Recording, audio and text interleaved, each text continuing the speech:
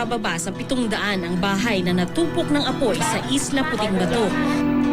Ang mga dampa na dating nasa ibabaw ng tubig, wala na ngayon. Ang ilang bahay naman na dating nakatirik sa lupa, itinatayo na muli.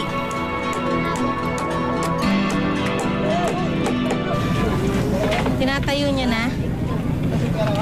Kaya lang muna naman, kaya temporary lang. Para matulungan ng mga bata. Kayo po ba may-ari? Hindi po.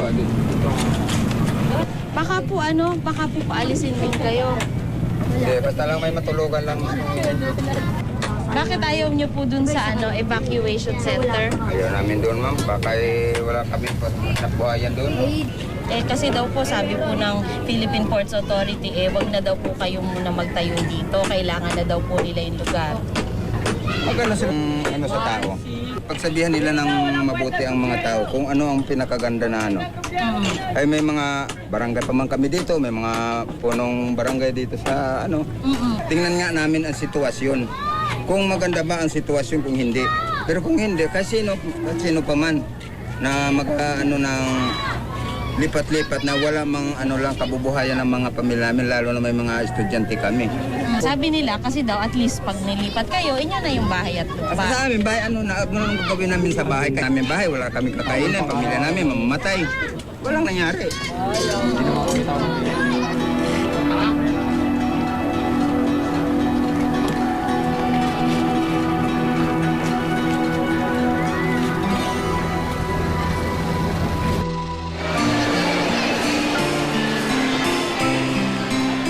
Makalipas ang isang buwan sa evacuation center, na proseso na rin sa wakas ng gobyerno ang papeles ng may 40 pamilyang nasunugan.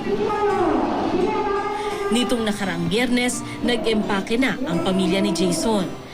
Marami-raming gamit din ang kanilang naipon mula sa mga donasyon.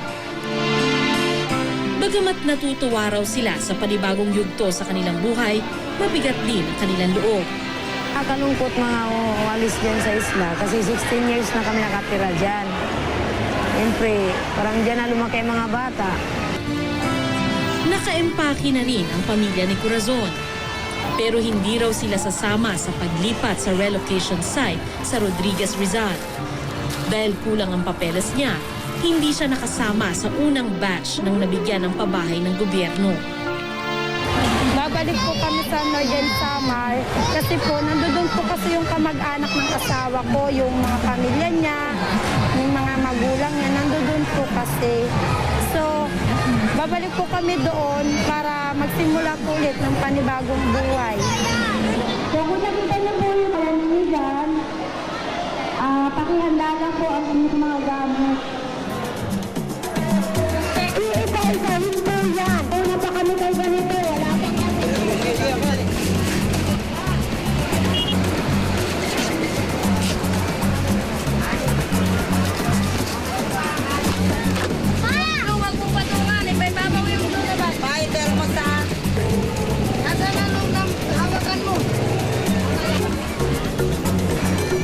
Excited.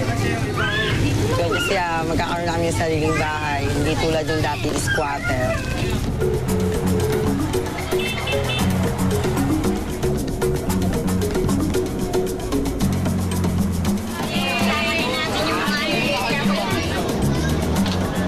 Makalipas ang may 2 oras, bulubundukin ng Rizal Province ang matatanaw sa labas ng bintana ng bus. Bakas ang pananabik sa mukha ng mga pasahero.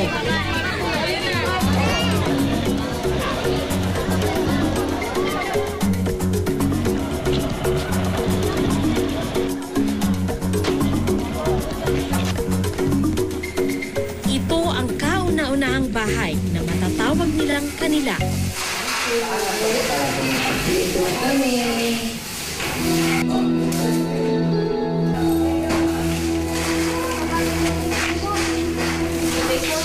Tulong-tulong ang buong pamilya para maisaayos agad ang kanilang bahay.